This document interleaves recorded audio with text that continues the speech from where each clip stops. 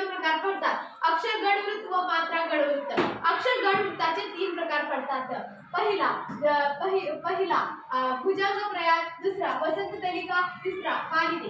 भुजंग प्रयात यामध्ये ज्या कवितेच्या चरणात 4 गण व 12 अक्षरे येऊन ती 6व्या अक्षरावर येते त्यास भुजंग प्रयात असे म्हणतात। उदाहरणार्थ सदा सर्वदा योग तुझा घडावा यामध्ये गण य य य असे येते।